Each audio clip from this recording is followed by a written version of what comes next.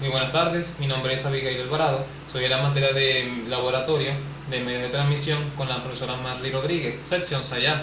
El equipo está conformado por María Ángel Calle, Naomi Galeano y mi persona Abigail Alvarado. A continuación les voy a explicar lo que es las prácticas de medio de transmisión. Empezaremos con la práctica número 1, el funcionamiento de los equipos de laboratorio.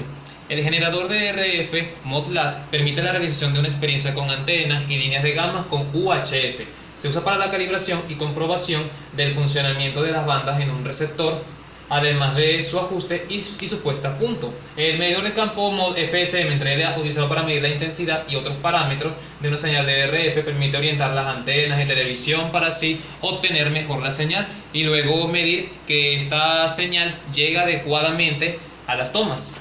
El medidor de tensión y corriente MOD BI entre LA permite medir los valores máximos y mínimos de tensión y corriente, así como la resistencia y continuidad. Puente reflectrométrico y sus terminaciones se usa para obtener el coeficiente de reflexión de una señal. Se conecta un analizador de espectro, permite ver el comportamiento de la gama de una antena.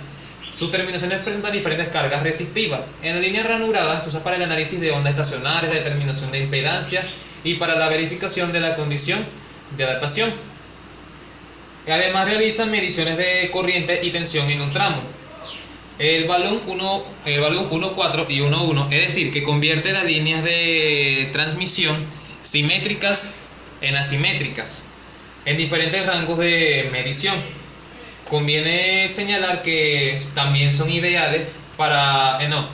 el balón tiene una entrada y una salida, y el balón 1.4, es decir, que tiene una entrada y 4 salidas.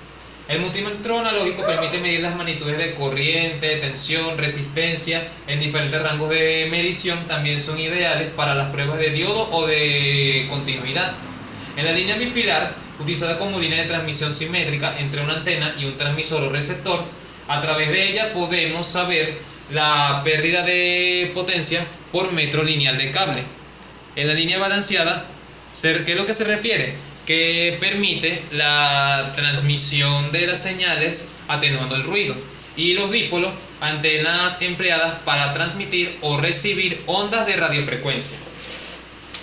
Continuando con la impedancia característica, es la relación existente por la diferencia de la potencia aplicada y la corriente absorbida por la línea en el caso hipotético en la longitud infinita. Según la fórmula que corresponde, que la impedancia característica Z sub 0, que es igual a la raíz cuadrada de la resistencia más J imaginario por la inductancia por omega entre la conductancia más J imaginario por la capacitancia omega. La impedancia de carga, componente que demanda corriente o potencia de un circuito eléctrico, normalmente se encuentra en el paralelo del terminal de la salida de un circuito.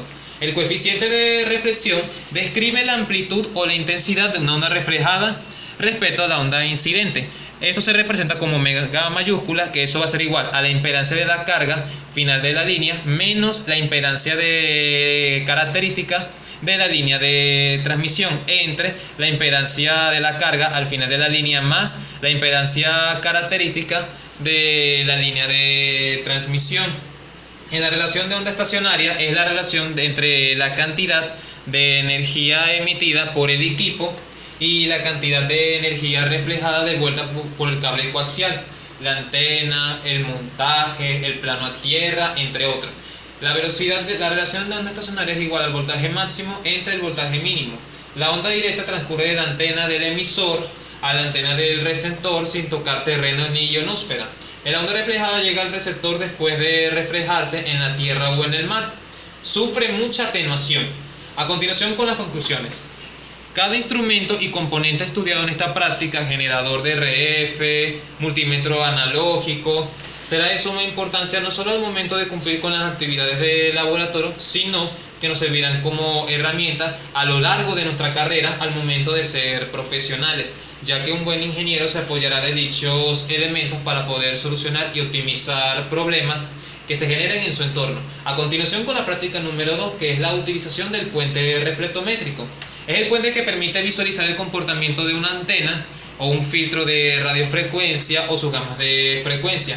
Se caracteriza por tener una impedancia de 75 ohmios y a una frecuencia de posicionamiento de 800 hercios. Se utiliza para obtener el coeficiente de la reflexión de una señal, medir la diferencia de las dos impedancias colocadas en sus ramas. El generador de RF es el equipo encargado de generar las señales de radiofrecuencia, permite la variación de la frecuencia y potencia de una señal, así como admite la generación de una señal sin modulación. Se usa en los sistemas de radio, transmisión, la calibración y pruebas de sistemas en audio y video y en las pruebas de radiocomunicación. El efecto que producen las líneas sobre las señales que se transmiten a través de ellas es que se refiere que las líneas de transmisión que introduce variaciones de amplitud y frecuencia en la señal, lo que degrada su calidad. Los principales efectos producidos son ruido, atenuación, distorsión y distorsión de retardo. Los valores de la atenuación que presentan los diferentes tipos de líneas de transmisión empleadas en las comunicaciones, que toda señal a propagarse por una línea sufre inevitablemente una pérdida de potencia, que se evalúa mediante una relación logarítmica y que se evalúa mediante una pérdida de potencia que se evalúa mediante una relación logarítmica y se mide en decibelios o nesperios. Los valores de la atenuación se presentan en tipos de líneas de transmisión, en el cual son los siguientes: par trenzado, 3 decibelios, cable coaxial, 7 decibelios y por último la fibra óptica, 0,2 a 0,5 decibelios. El coeficiente de reflexión es el que describe la amplitud de la intensidad de una onda reflejada respecto a la onda incidente.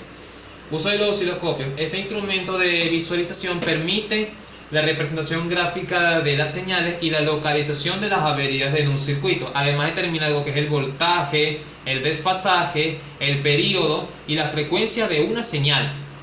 Para una tensión máxima de salida del generador E igual a 600 mV y ZN, que es la impedancia, es igual a 75 ohmios, calcule el valor de BZN, BZX, BD, SWR y RHO para valores de Z igual a 50 y 100 igual a 100 ohmios. ¿Y qué sucede cuando ZX igual a ZN, ZX igual a 0 y ZX igual a infinito? Según la fórmula, BZN es igual a 600 mV entre 2, que es igual a 300 mV. BZX1 es igual a 600 mV por 50 ohmios, entre 50 ohmios más 75 ohmios, que eso va a ser igual a 240 mV. BZX2 es igual a 600 mV por 100 ohmios, entre 100 ohmios más 75 ohmios, que eso va a ser igual a 342,86 mV. El BD1, que eso va a ser igual a 300 mV menos 240 mV, que eso va a ser igual a 60 mV. En el BD2, que es 300 mV menos 342,86 mV, que eso va a ser igual a menos 42,86 mV. SWR1, que eso va a ser igual a 100 ohmios entre 75 ohmios, que eso va a ser igual a 1,33. SW2, que eso va a ser igual a 75 ohmios entre 50 ohmios, que es igual a 1,5. RHO es igual a 1,33 menos 1 entre 1,33 más 1, que eso es igual a 0,1416. RH2 es igual a 1,5 menos 1 entre 1,5 más 1, que es igual a 0,2. Cuando ZX es igual a ZN, es decir que el circuito está en equilibrio. Cuando ZX es igual a 0, es decir que cuando ZX es igual a 0, es decir que es un cortocircuito. Y cuando ZX es igual a infinito, se refiere a lo que es un circuito abierto. A continuación, en las conclusiones, que el puente reflectométrico suministra una medida entre ZN y ZX bajo una forma de tensión continua, aunque de una forma se intercambia, será la misma, pero porque el desbalance es el mismo. Además, el puente reflectométrico permitirá en todo momento verificar que un sistema esté balanceado de esa manera. Dicho sistema podrá realizar un trabajo óptimo o adecuado. A continuación, en la utilización de la línea ranurada, se usa para el análisis de las ondas estacionarias, la frecuencia, determinación de impedancias y para la verificación de condición y adaptación. Además, realiza mediciones de corriente e tensión en un tramo. La longitud de la onda es la distancia que recorre una perturbación periódica que se propaga en un medio determinado intervalo de tiempo. La longitud de onda, también conocida como periodo espacial, es inversamente proporcional a la frecuencia, pues a mayor frecuencia, menor longitud de onda y viceversa. Según la fórmula, la longitud de la onda es igual a la velocidad de propagación de la onda entre la frecuencia. ¿Qué son los máximos y los mínimos? Se refieren al punto con mayor y menor voltaje en un proceso de transmisión. Y este es la gráfica sobre la longitud de onda. La línea ranurada, a continuación con las conclusiones. La línea ranurada se utiliza para medir la relación de onda estacionaria, las longitudes de onda y la frecuencia, pues permite conocer los puntos donde ocurren los máximos y los mínimos, los cuales en la onda estacionaria están representados por la longitud de onda entre 2. Por otra parte, la longitud de onda es la distancia entre puntos iguales, que se asocia a ondas sinusoidales. Ambos conceptos son utilizados en esta práctica y resaltan muy importantes las aplicaciones en radar de frecuencia de microondas. Práctica número 4 sobre la verificación y transformación de impedancia. La línea bifilar está formado por dos hilos secuenciales y es el medio que se usa en una línea de una transmisión simétrica entre una antena, entre un transmisor o un receptor. A través de ella podemos saber la pérdida por metro lineal de cable. Su principal ventaja es el precio, pues dentro de los sistemas que utilizan soporte físico es el más económico.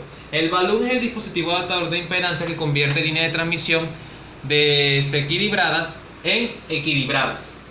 En otras palabras, transmite la misma información por cables o par de cables al mismo tiempo y con polaridades opuestas. El balún, además de su función de simulación de la corriente, también puede tener un efecto de adaptación de impedancia. La relación de impedancia se nota así como Nm. La longitud de la onda es la distancia que recorre una perturbación periódica que se propaga en un medio en un determinado intervalo de tiempo, también conocida como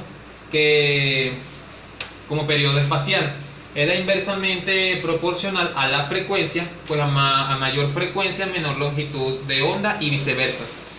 La siguiente pregunta ahora es un ejercicio. Calcule la impedancia característica para las líneas de las siguientes dimensiones. Separación entre los conductores D es igual a 7 milímetros, diámetro de los conductores es igual a 6 milímetros. Y 2, la separación de los conductores, que D es igual a 30 milímetros, diámetro de los conductores D es igual a 3 milímetros. Entonces la impedancia característica, que es igual a Z sub 0, que es igual a 276 entre la raíz cuadrada de 1 por el logaritmo de 2 por el diámetro de la separación de los conductores por D entre el diámetro de los conductores, que sería 2 por 7 milímetros entre 6 milímetros, que eso va a ser igual a 101,56, y en el Z sub 0,2 es igual a 276 entre raíz cuadrada de 1 por el logaritmo de 2 por 30 milímetros entre 3 milímetros, que es igual a 359,08. La constante dieléctrica relativa es igual a 1, debido a que el dieléctrico es el aire.